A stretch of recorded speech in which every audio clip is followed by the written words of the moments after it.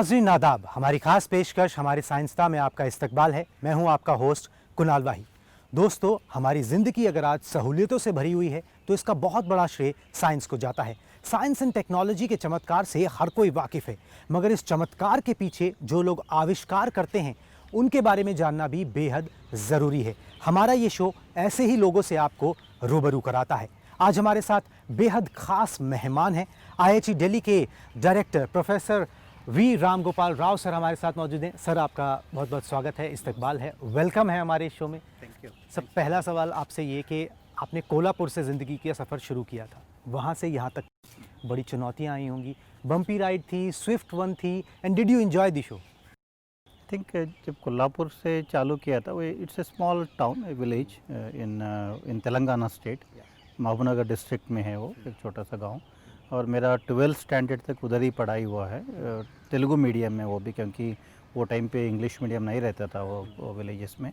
तो 12th तक Telugu medium में पढ़ाई हुआ है। और वो टाइम पे ऐसा कुछ एम्बिशंस ऐसा कुछ नहीं था। आई मीन वो टाइम पे सिर्फ सबको बीटेक करते थे, इंजीनियरिंग का क्रेज़ आ गया था वो टाइम तक। उस समय आ गया। तो हम सबको इंजीनियरिंग करना था। इंजीनियरिंग के लिए लोकल एक एंट्रेंस एग्जामिनेशन रहता है उधर, तो हम लोग वो एंट्रेंस एग्ज़ाम के लिए प्रिपेयर करते थे। और वो एंट्रेंस एग्जामिनेशन तेलुगु मीडियम में भी होता, तेलुगु मीडियम में ही होता था वो एक्चुअली। तो हम लोग तेलुगु मीडियम में वो एग्ज़ाम दिया और उसके बाद बीटेक किया। और तब तक भी कुछ गवर्नमेंट जॉब मिलना है उतना ही था, एम्बिशन था एक गवर्नमेंट जॉब में सेटल होने का। और लेकिन मेरा लाइफ उसके बाद जब मैं एमटेक के लिए आईआईटी बॉम्बे में गया, तब there was a major turn around, and that is when I could realise और क्या क्या कर सकते हैं। यही मेरा सवाल था कि जब आप बीटेक करके आईआईटी बॉम्बे पहुँचे, बड़े शहर में पहुँचे, एक छोटे शहर से, एक छोटे गांव से, तो वहाँ पर आपका स्पेक्ट्रम, आपका विज़न उस बड़े शहर ने कितना बड़ा किया? तो बहुत डिफरेंस था। फर्स्ट ऑफ ऑल बीटेक में मेरा इंग्लिश का तो बीटेक से ही चालू हुआ है। तब तक मेरा तेलुगु मीडियम में ही सब होता था। तो बीटेक में इंग्लिश का इंट्रोडक्शन हुआ, क्योंकि हम लोगों को थर्ड लैंग्वेज होता था इंग्लिश। तो वी न्यू इंग्लिश, बट ऐसा नहीं था कि सारा सब्जेक्ट्स इंग्लिश में पढ़ाया जाता था, ऐसा भी नहीं है। तो अब बॉम्बे वरंगल में मेरा जब बीटेक हुआ तो तब I could get accustom to English. And then जब बॉम्बे में आया तो then there were students from all over the country, and everybody was also a very well accomplished, in the sense everyone has come through a tough examination. So you get to see all the bright people in the class, in the MTech class which I was there. And so I did my microelectronics MTech at IIT Bombay. So that was a major turnaround, and for me, coming from a very small village in a remote part of the country to place like IIT Bombay, mingling with students who have come from all over the country. And so I could see that I am no inferior. That was the first confidence I got. And I could realize my strengths, that though I have come from a small town, but I can do better. I can compete with anybody. So that confidence I got when I joined IIT Bombay. And after that, there I also came across some of the finest professors. So some names which come to my mind and which I take with lot of pride is Professor Vasi, Professor Dinesh Sharma, Professor Chandorkar. They were all very good people, stalwarts in their field. So I could come in contact with them, and that was a turning point. And after that, I wanted to become like them. So Professor Vasi, who was my supervisor for MTech, so I wanted to become like him. And then I thought I should pursue PhD. And so that is how my ambitions grew, and that is how I wanted to do bigger things than just looking for a government job. And he also encouraged me, and after that there was no turning back. So I went to Germany for my PhD. I could do my PhD in 2 years, a very short time. So it is called their Doctor Engineer degree. So I got my Doctor Engineer degree in Munich, Germany, working on a topic related to nanoelectronics in about 2 years time. Then I went to US for my postdoctoral fellowship to University of California at Los Angeles. So then after 2 years of postdoctoral fellowship, I was contacted by IIT Bombay. So Professor Vasi advised me, why don't you come back and join IIT Bombay as a faculty member, and that was my ambition. I had many opportunities in the US after my postdoctoral fellowship, so I could have continued there and then lived my life in the US. But I thought Bombay was my dream job. I always wanted to become like him, and I thought that's a great opportunity. वो आपके inspiration थे and you look up to him.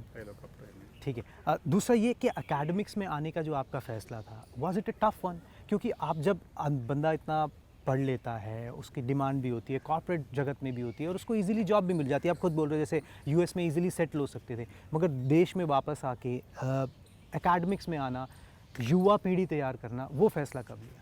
I think if it was not an IIT job, I wouldn't have come back. I would have settled in the US itself.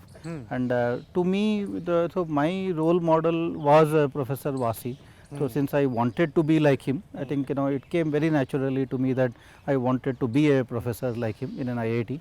And so that is how my inspiration to become a professor basically began. And I could have gone for a corporate job. I interact very closely with corporates. I do many projects for corporates. That is one thing which I do. I have worked with many corporate related projects.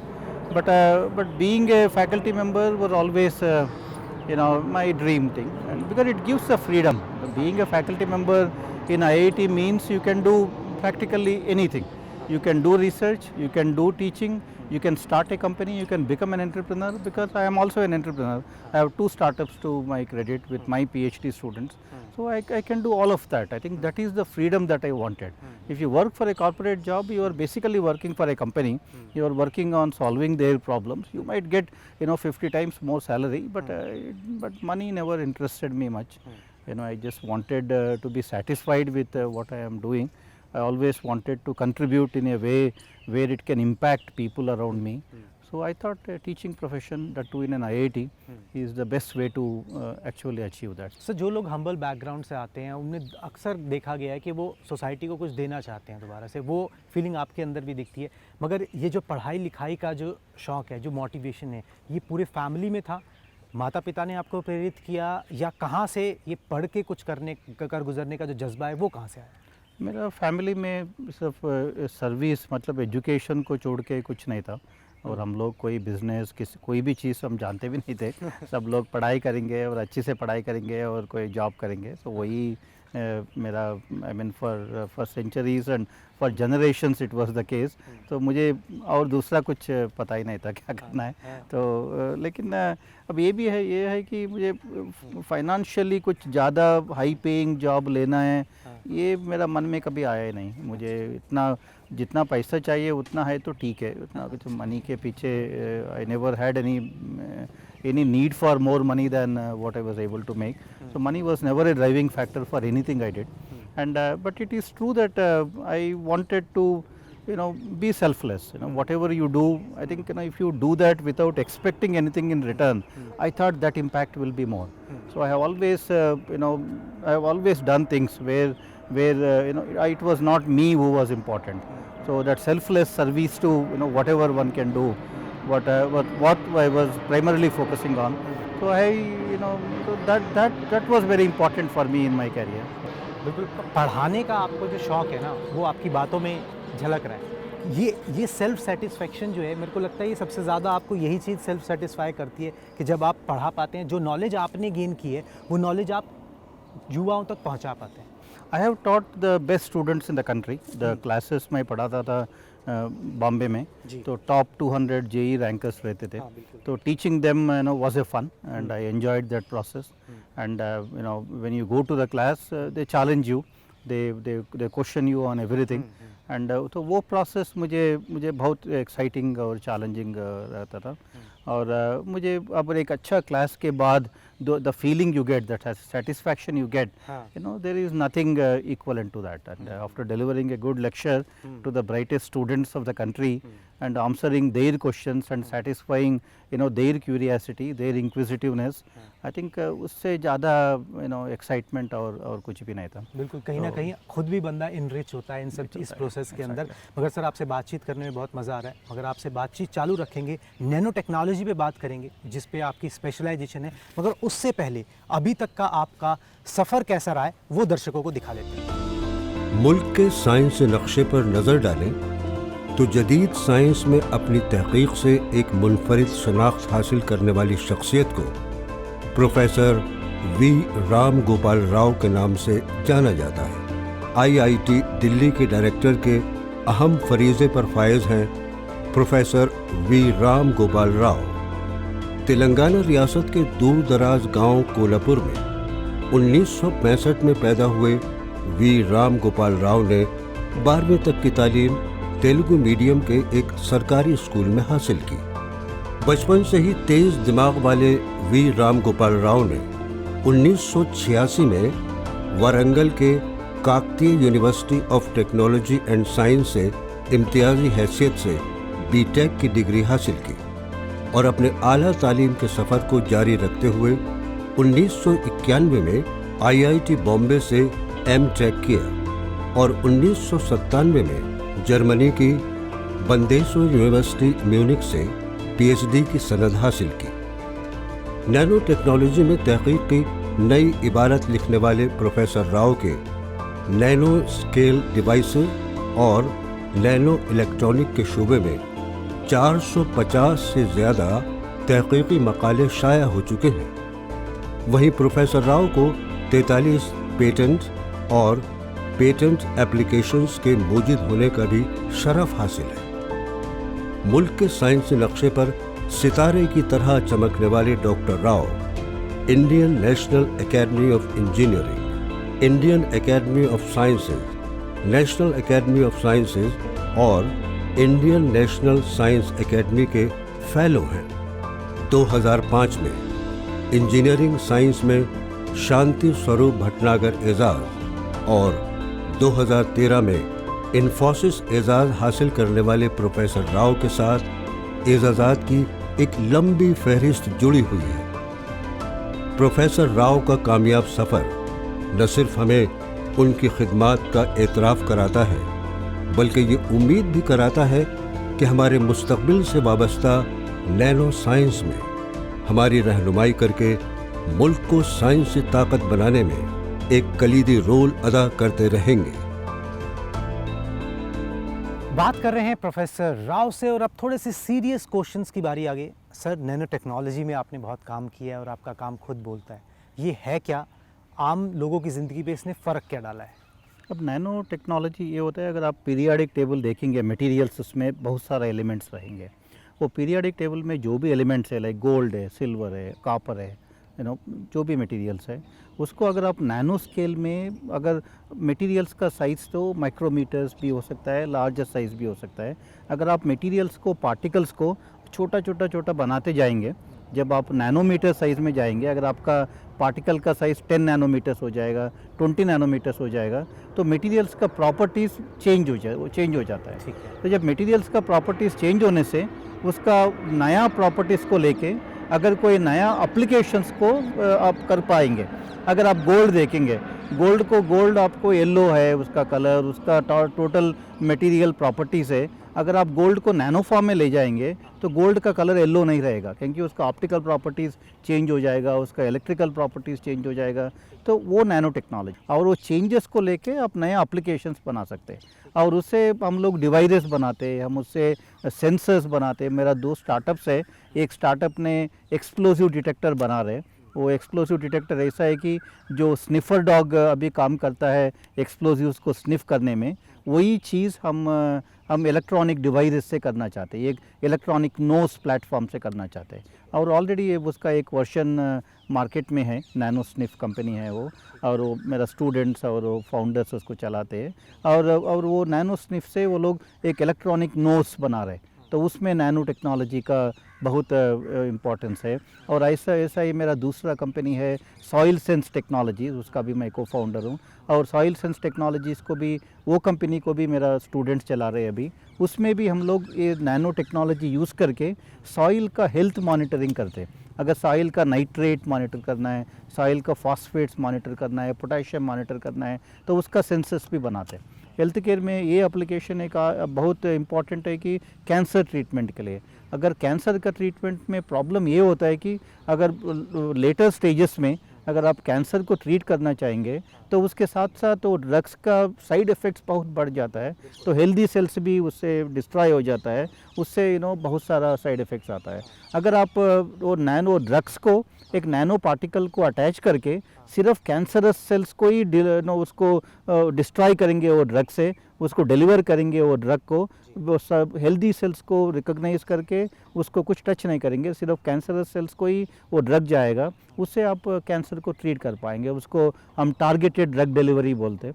वो targeted drug delivery के कारण cancer treatment भी possible हो जाएगा। तो बहुत सारा applications अभी मार्केट में ज़िंदगी के हर सफ़र में इसका, हर फील्ड में इसका इस्तेमाल। ऑटोमोबाइल से टेक्सटाइल में, हेल्थ केयर में, सिक्योरिटी में, एग्रीकल्चर में, हर नैनो फर्टिलाइज़र एक बहुत बड़ा एरिया है, क्योंकि अभी ये प्लांट्स भी नैनो फॉर्म में ज़्यादा इफेक्टिवली फर्टिलाइज़र ले पाते हैं, तो आपको कम डोज देना पड़ता है उसके कारण, तो वो भी एक फ़ायदा होता है। सर, आपने दुनिया की टॉप यूनिवर्सिटीज़ के अंदर आपने खुद पढ़ा भी है, पढ़ाया भी है। अब आप IIT दिल्ली के डायरेक्टर हैं। इंडियन यूनिवर्सिटीज़ और उन यूनिवर्सिटीज़ में कितना गैप देखते हैं आप? क्या कोई फ़र्क है और उस फ़र्क को मिटाने के लिए क्या कोशिश हो रही है? अगर आप बड़ा टॉप यूनिवर्सिटीज़ देखेंगे वर्ल्ड का, तो एक ही डिफरेंस है, उधर भी रिसर्च होता है, IITs में भी रिसर्च होता है, लेकिन वो रिसर्च से आगे भी जाते लोग, उसके रिसर्च करेंगे, उससे कुछ प्रोडक्ट डेवलप करेंगे, और वो प्रोडक्ट सोसाइटी में भी बहुत आसान से जा पाता है, क्योंकि वो लोग ट्रांसलेशनल रिसर्च, नॉलेज से वेल्थ कैसे क्रिएट करना, वो प्रोसेस बहुत बड़ा यूनिवर्सिटीज़ में आसान से हो पाता है। और इंडिया में क्या हो रहा है, बहुत नॉलेज जनरेट हो रहे हैं। अगर नैनो टेक्नोलॉजी में भी देखेंगे, इंडिया अभी 3rd पोजीशन में है। अगर पहला चाइना है, उसके बाद US है, then comes India knowledge generation में। लेकिन हम नॉलेज जनरेट कर पा रहे हैं, लेकिन वो नॉलेज को यूज़ नहीं कर पा रहे, उसको ज़मीन पे नहीं उतार, उसको ज़मीन पे नहीं ला पा रहे। और उसका ये प्रॉब्लम ये है कि इंडिया में इंडस्ट्रीज़ कम है, वो टेक्नोलॉजी हाईटेक इंडस्ट्रीज़ कम है, और वो इंडस्ट्रीज़ का अकेडमिया से कोलैबोरेशन भी बहुत कम है। उसके कारण रिसर्च पेपर्स में रह जाता है, लेकिन फील्ड में नहीं आ पाता है। वो एक बहुत बड़ा प्रॉब्लम है।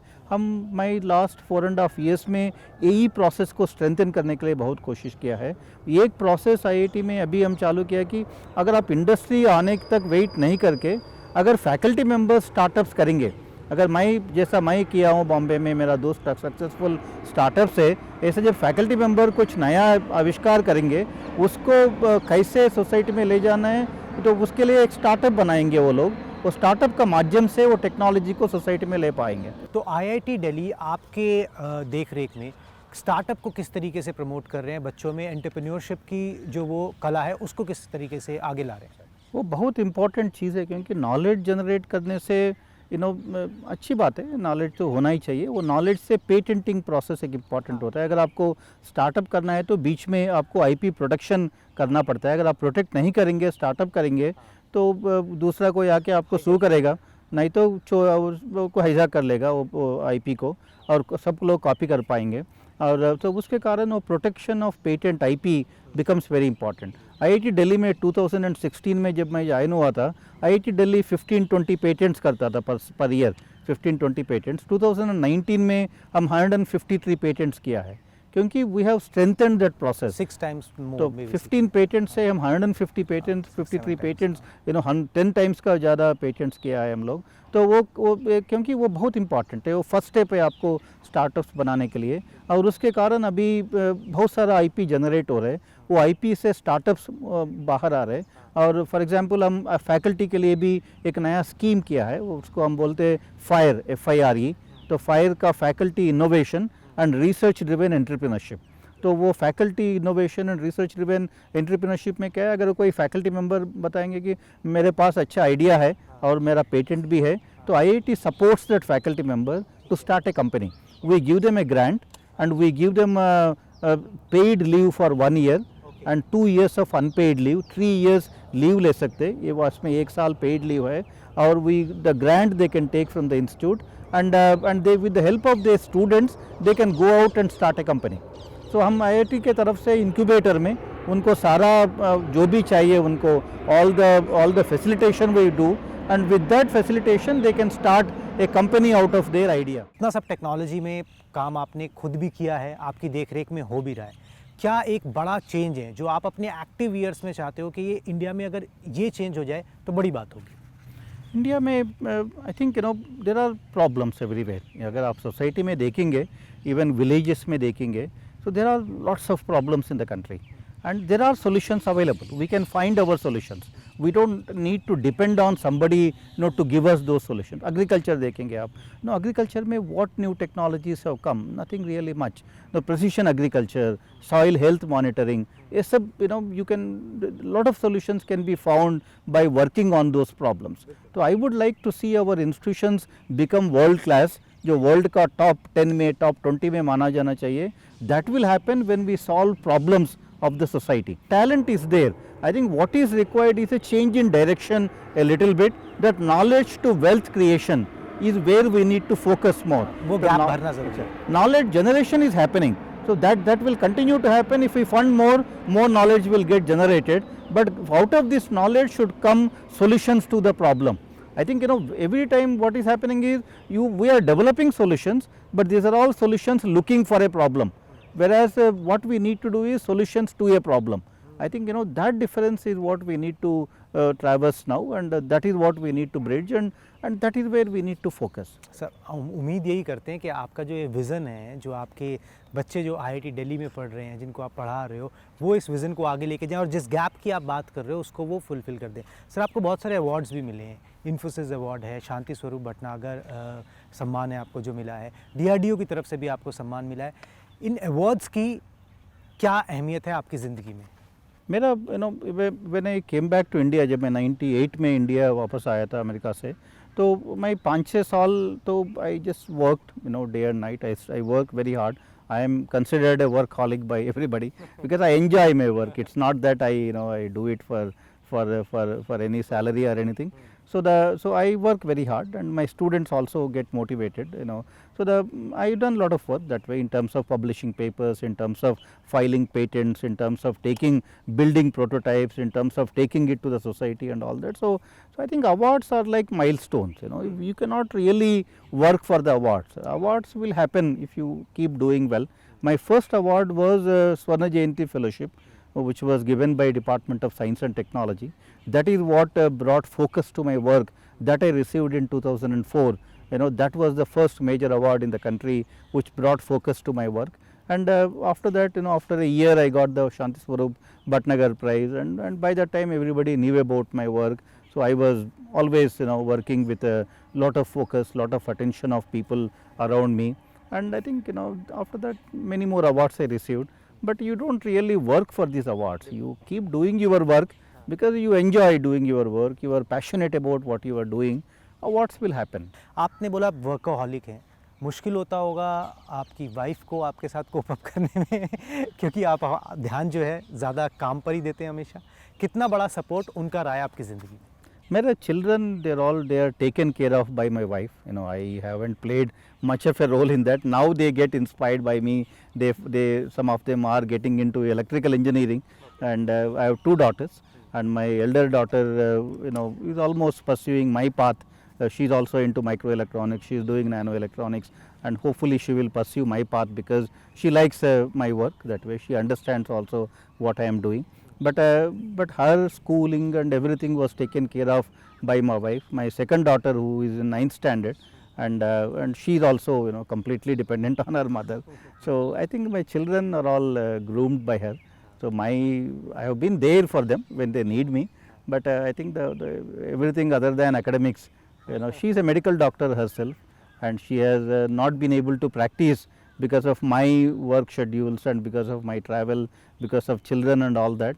So she has in a way not able to work to her full potential because of me, but that is the time she has given for bringing up our children. both of them are doing very well now. So I think that credit goes to her, because she is doing it, I could focus more on my work. So that way her contribution is very immense. Sir IIT Delhi ने अभी Covid times चल रहा है तो एक mask बनाया है which is affordable. Mask कहाँ से मिल सकता है, इसकी यूटिलिटी क्या है और कैसे अलग है ये?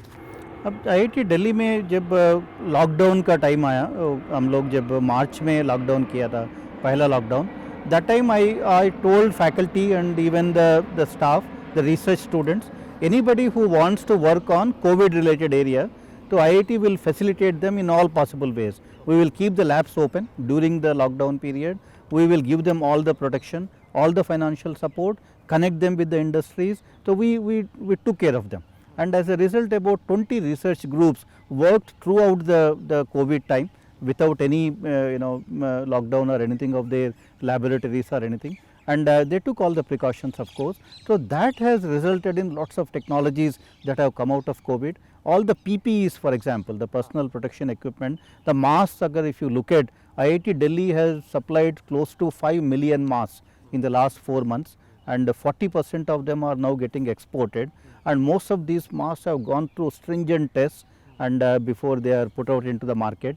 And then the very low cost detection kit, the RT-PCR, the probe-free kit, is also that has come out of IIT Delhi now, the one which is approved by ICMR, and it's probe-free, extremely low cost. When we put out that kit into the market, the cost of RT-PCR was about 4,000 rupees, and we launched it at a cost of 800, 900 rupees kind of a price point. Now RT-PCR kits are available for 1000 rupees, 1100 rupees, and now this kit is already in the market now. So we have given licenses to 10 startups, 10 companies, out of which 4 are startups. Now 3 of those companies have been able to put out their technologies into the market, and now they have been able to do at least they can add 2 million RT-PCR tests now per month.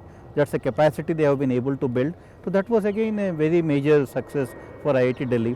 Prevention के लिए, treatment के लिए, diagnosis के लिए, इन सब के लिए IIT Delhi से technologies आया है, और वो technologies अभी market में available है. So in a matter of 5 months now, we have been able to not only develop the technologies but also supply them, and then people are using them in the society. So IIT Delhi has done very well. Sir अब इन सब चीज़ों से हटके कुछ final 2 question है कि ये जो जीवन की आपाधापी, वर्कोहॉलिक होना, काम करना, सब कुछ के अलावा आपका कोई शौक़ है जो आप परसुए करते हो या परसुए करना चाहते हो मगर बिजी स्केड्यूल के कारण नहीं कर पाते? I used to like playing outdoor games as a student sports when I was in my village. I have played almost all the games in the field, whether hockey or cricket or everything I used to play. And but after that it was all studies. I played up at the district level volleyball, and but I don't know how far I would have gone in the sports. But then my focus shifted to research and education, and I never really found much time. So I started. I spend quite a bit of time reading books in my spare time, and but I need to keep fit myself. The physical fitness is very important. So I like playing table tennis. In fact, I go to the student activity center almost every day, and in the evening 7 to 8 I play table tennis with the colleagues and with even students. Sir last question आपसे ये है कि जो बच्चे 11th में आते हैं, physics, chemistry, maths लेते हैं, उनका भी सपना होता है, उनके जो अभिभावक हैं, उनके जो पेरेंट्स हैं, उनका भी सपना होता है कि बच्चा 12वीं के बाद आगे चल के IIT में एडमिशन ले ले. उनके लिए आप क्या मैसेज देना चाहते हो? मेरा मैसेज यही है कि when I see children coming, अभी जो बच्चे आ रहे हैं वो लोग ऑलरेडी उनका लाइफ में क्या करना है डिसाइड कर चुका है. That is very bad. वो लोग एक क्लोज माइंड से आ रहे हैं. जब मैं जर्नी देखता हूँ, मेरा कभी भी क्लोज माइंड नहीं था. मैं बीटेक करना चाहता था तो किया. उसके बाद मैं एमटेक गया, क्योंकि वो टाइम पे मैं सोचता था कि एमटेक करने से अच्छा जॉब्स मिलेगा, IIT में जाने से अच्छा जॉब्स मिलेगा, वही एक था रीज़न. और लेकिन जब मैं उधर गया तो when I saw the facilities, when I saw the kind of people you come across and all that, I just changed my ideas, and I went ahead and went towards went in the direction of doing research. If I had not done that, if I decided that after MTech I will only take a job, I will not do anything else, I wouldn't have been where I am today. So I think that is very important. What I see in the current generation of children is they have already decided they want to do, let us say, MBA after BTech, and आप जो भी करेंगे, वो लोग जो भी देखेंगे जब आईआईटी में है, वो उनका माइंड को चेंज नहीं करने वाला है। वो लोग आप एकेडमिक्स के ऊपर फोकस नहीं करेंगे क्योंकि उनको एमबीए करना है, एकेडमिक्स को नेगलेक्ट करेंगे, लो सीजीपीए आएगा क्योंकि वो लोग एमबीए करना है, वो लोग एमबीए करेंगे बाद में और फाइनली एक जॉब ढूंढेंगे और they settle down. I think that open mind is what I encourage children to have, the students to have, so that minds are like parachutes. They function only when they are open. Right. I think when you come to IIT, you should come with an open mind. Let me go here, look at what are all the possibilities I can have in my life, and then with all the information that you have, then decide what you want to do. So therefore, my only request is when they come to IIT, they should come with an open mind. Doesn't matter आपको कौन सा branch मिला है, every branch is important. Take the case of textile engineering. Now textile engineering is seeing a complete revolution right now. The textiles are going to see a major changes because there are technical textiles now. Even look at the mass, there is so much of technology that goes into mass. Now in the future, electronics is going to be integrated with the textiles. Your shirt will become your charger. When you wear this shirt, and then you can charge because you are moving the shirt now with this, and then from that mechanical movement you can generate electricity, and then that electricity can charge your mobile phone. So technical textiles, textiles with integrated functions, multifunctional textiles, these are going to be the future. ये sir आपने बहुत अच्छी बात बोली कि open mind से आना चाहिए, बिकॉज आप ओपन माइंड से नहीं आओगे तो फिर आप आविष्कार नहीं करोगे, फिर आप एक कॉर्पोरेट वर्ल्ड की तरफ जा रहे हो क्योंकि वो ट्रेंड चल रहा है, मगर उसका सोसाइटी को ना फ़ायदा होगा ना कंट्री को फ़ायदा होगा। ये बात हेड मेंटालिटी बहुत सारा हेड मेंटालिटी हो गया। ये अनदर बिग प्रॉब्लम आई सी। वो लोग आएंगे आईआईटी में, वो उनका ब्रांच उनका फेवरेट ब्रांच नहीं है, वो टोटल कैरियर डिप्रेशन से चालू हो जाता है। मुझे वो ब्रांच चाहिए था लेकिन मुझे ये ब्रांच मिला, but they don't even know which branch is more suitable for them. I think they should come here. Every branch is important, every branch is interesting. In every branch you can get you can become famous, you can do everything that is that you want to do with every branch of engineering, because engineering at the end of the day is all about solving problems. Engineers का role यही होता है कि problem solve करना, problems को कोई discipline नहीं है। if you engineering is all about an approach, engineering is a way to solve a problem. That is what engineering teaches you. I think if you come with that mindset, it doesn't, in every discipline there are enough problems now, and then if you come with that mindset, learn the process of solving those problems, acquire knowledge in the discipline, you can do wonders in the discipline. बिल्कुल यही आपका जो vision है ना, ये अगर बच्चों को, उनके पेरेंट्स को समझ में आए, they can do lot better in the society, for the society and for themselves also. Sir आपने हमारे लिए समय निकाला, हमसे बात की, इसके लिए बहुत बहुत शुक्रिया। Thank you very much. Thank you. तो आज हम आए थे आईआईटी दिल्ली प्रोफेसर राव से मुलाकात करने के लिए। अगले हफ्ते फिर हाजिर होंगे एक नई शख्सियत के साथ। तब तक के लिए खुदा हाफिज।